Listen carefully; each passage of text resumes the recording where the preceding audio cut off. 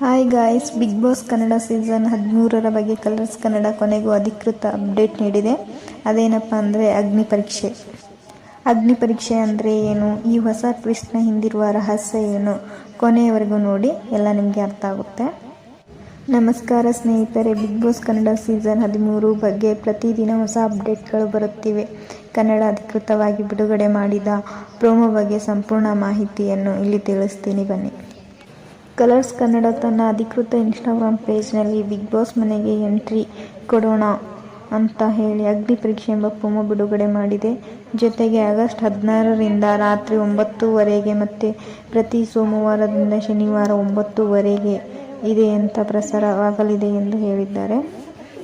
ಈ ಅಗ್ನಿ ಪರೀಕ್ಷೆ ಅಂದರೆ ಏನು, ಎಲ್ಲ ವಿವರವನ್ನು ಇನ್ನೂ ಬಿಡುಗಡೆಯಾಗಿಲ್ಲ. ಆದರೆ ಪ್ರೋಮೋ ನೋಡಿದರೆ ಮೊದಲ ಸ್ಪರ್ಧಿಗಳಿಗೆ ಒಂದು ವಿಶೇಷ ಪರೀಕ್ಷೆ ಇರಬಹುದು ಎಂಬ ನಿರೀಕ್ಷೆ ಇದೆ.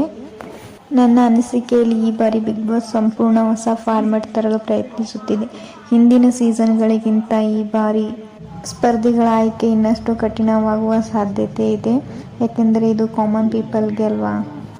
ನನ್ನ ಅನಿಸಿಕೆಯಲ್ಲಿ ಈ ಬಾರಿ ಬಿಗ್ ಬಾಸ್ ಹೊಸ ಫಾರ್ಮ್ಯಾಟ್ ಪ್ರಯತ್ನಿಸುತ್ತಿದೆ.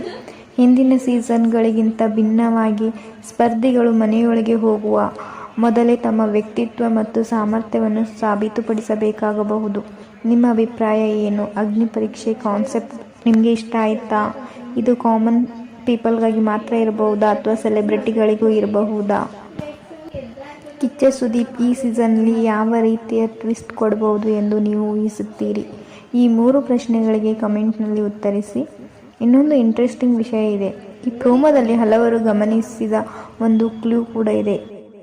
ಜಡ್ಜ್ಗಳ ವಿಚಾರಕ್ಕೆ ಬಂದರೆ ಕಳೆದ ಸೀಸನ್ ವಿಜೇತ ಗಿಲ್ಲಿ ಜಡ್ಜ್ ಆಗುವುದಿಲ್ಲ ಎನ್ನಲಾಗುತ್ತಿದೆ. ಸದ್ಯಕ್ಕೆ ಕೇಳಿ ಬರುತ್ತಿರುವ ಹೆಸರುಗಳು ಶ್ರುತಿ, ಸಂಗೀತ ಶೃಂಗೇರಿ, ವಿನಯ್ ಗೌಡ. ಇದರ ಜೊತೆಗೆ ಚಂದನ್ ಶೆಟ್ಟಿ ಕೂಡ ಪ್ಯಾನಲ್ಗೆ ಸೇರಬಹುದು ಎಂಬ ಮಾತುಗಳಿವೆ. ಆದರೆ ಇದಕ್ಕೆ ದೃಢೀಕರಣ ಇನ್ನೂ ಬಂದಿಲ್ಲ. ಅಗ್ನಿ ಪರೀಕ್ಷೆ ಕಾರ್ಯಕ್ರಮಕ್ಕೆ ನಿರಂಜನ್ ದೇಶಪಾಂಡೆ ನಿರೂಪಕರಾಗುವ ಸಾಧ್ಯತೆ ಇದೆ. ಅವರು ಈ ಶೋವನ್ನು ಹೇಗೆ ನಡೆಸುತ್ತಾರೆ ಎಂಬುದನ್ನು ನೋಡಲು ಸಾಕಷ್ಟು ಜನ ಕಾತುರರಾಗಿದ್ದಾರೆ.